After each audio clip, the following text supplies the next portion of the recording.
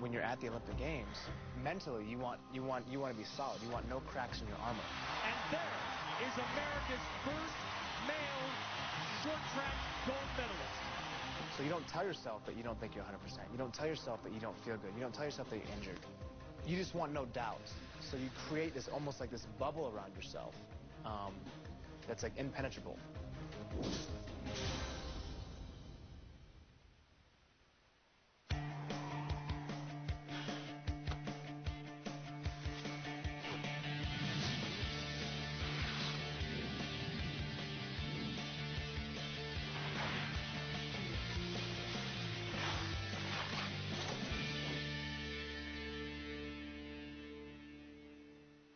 Hey everybody, welcome to Inside Out. I'm Summer Sanders. You know, he owns 5 Olympic medals and dances just a little bit too. Tonight we go behind the scenes with the one and only Apolo Ohno.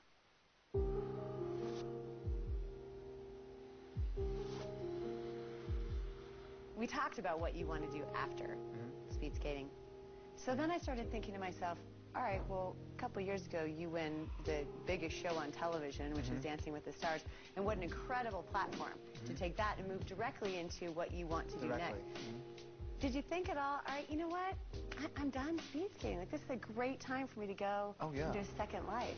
I spent a lot of time thinking, you know, do I want to keep competing towards 2010? Is this something I want to pursue? And you know what, I mean, even at this point, like the past 3 years of my life have been amazing in how I've grown as a person, the feelings that I get from skating, the progress that I've made. It's been an incredible experience. So I feel 100% confident I made the right decision. You have to make smart decisions in your life. You need to use your brain, you need your mind. But you know, when you follow your heart and you put whatever dedication and passion towards something that you truly believe in, you can achieve anything. And I truly believe that. 2008, what a spectacular year for you. It was a great year for me. World Championship overall title. You only skated half the year. It was a good year. So why do you think it came together then for you? You know, I don't know, because the 2008 World Championships was so interesting because they were held in Korea. And typically, whenever World Championships is held in Asia, you never see a world champion who's not Chinese, Japanese, or Korean. They set like a double standard for themselves. They're like, oh, this is hometown. Like they really do not want to, you know, they don't want anybody else to beat them. Korea obviously 1, 2, and 3 with Lee leading this race. Typically in the past, I've always kind of went into the first day of racing a little more soft and a little more too relaxed. And this year I was like, forget it. Like I'm coming out and these guys have to beat me. It's unbelievable. Does it blow your mind that you can continue to do that? Like, improve. I mean, it's the first time in your career you had won the overall World Championship title. You know, I've always been, in my career, I've had numerous, I mean, from basically 1999 until 2008, I've been in contention to win. But it's just never been, it's never just worked out.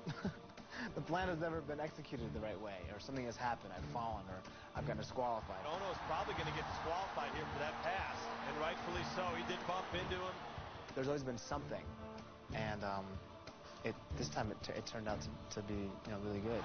And it is Apolo Anton Ohno winning the World Championships. You talked about your dad. He is so cute. Yeah. By the way, I got to meet him today. How old was he when he was raising you?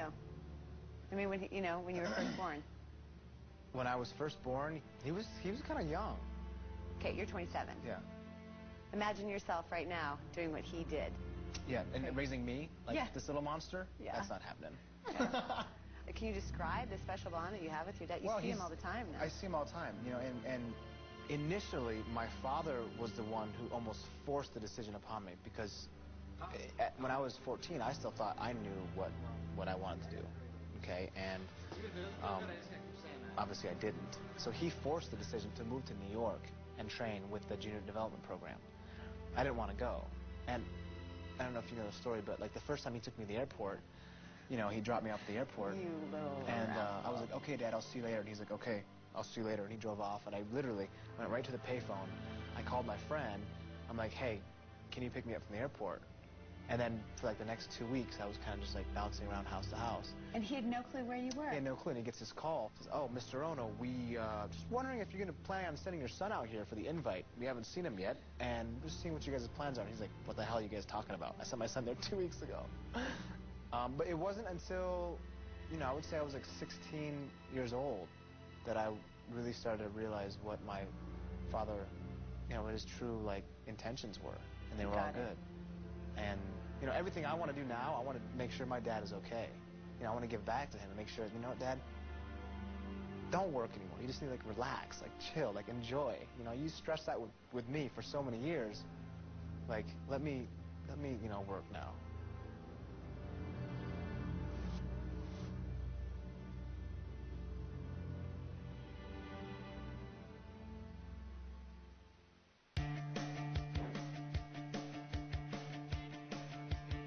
Welcome back, everyone, to Inside Out. You know, I used to be a swimmer back in the day, so I know a thing or two about hard work.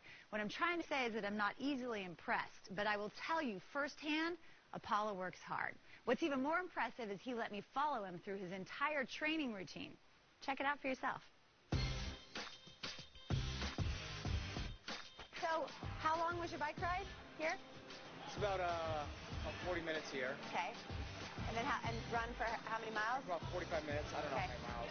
Okay. Good loop, and then jump on the ice now for a couple hours. Okay. And I'll run again for about another hour. And then I'll lift weights, and then I'll bike home.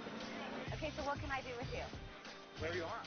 I brought my running shoes. I suck at biking, but I brought my bike. But it's a mountain bike, so you're going to have to go slow on the way home. I'll let some air out of my tires. Yeah, please. Dude, there's so much about this picture. Let's just point that out right now. There's so much about this picture that is not right. One of these kids is doing it right. The other one is not. Try to arch your back. Other way. Not like that. Oh. There you go. Okay. Now try to put your shoulders to your knees. Think of yourself as like a ball. Okay. There you go. Like a ball. Okay. And this is my power position. Yeah. And my knee, the knee that's not working is always you under want everything from your hips to here to be totally relaxed. So like let them hang. There you go. Yeah. And then put your arms on your back. One arm. Yeah. There you go. Oh, and then I'm just going like this. Yeah. Are you guys addicted to speed? What is it with this I am. speed sport? I am. Everything. I want everything to be fast, efficient. You know, whether I'm training penny stocks, or it doesn't matter what I'm doing. I want everything. I'm very impatient. You know. So when you hit these barriers, how bad does it hurt? It depends. I mean, because I don't like to think about it, but Yeah. these are sharp. These are so sharp. Like if you get cut with this, you die possibly. Have you been cut by that? I did, yeah. Yeah.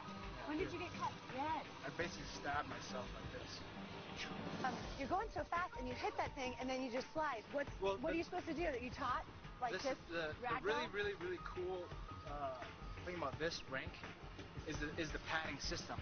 So traditionally there's like a board, there's boards behind the pad. In this rink and the ones in Vancouver, BC, they take out all the boards behind the padding system. So you see they're all doubled up. Right. So what happens is when you hit the pads no longer go against the boards, but they move with you. Right. So it decreases like the amount of impact by about 70%.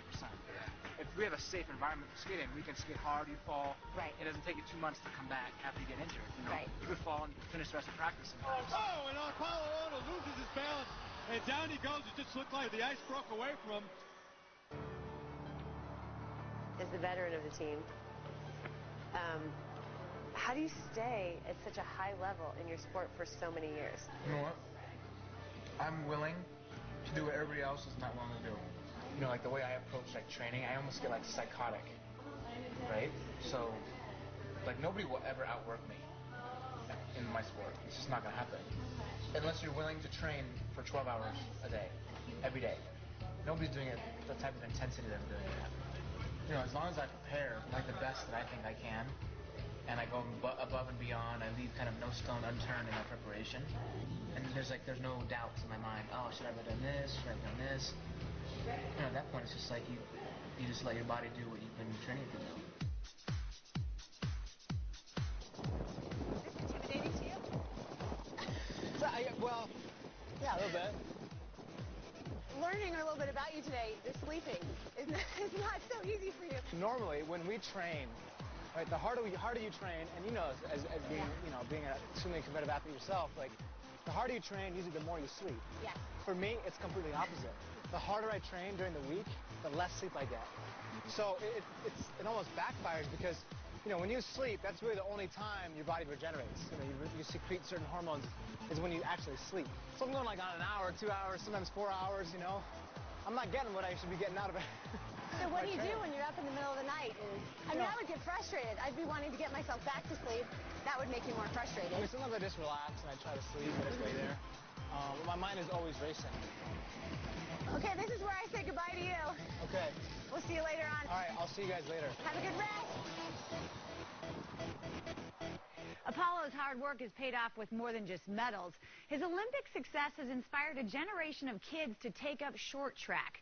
One of those kids will be joining Apollo in Vancouver. We'll be back with J.R. Selski right after the break.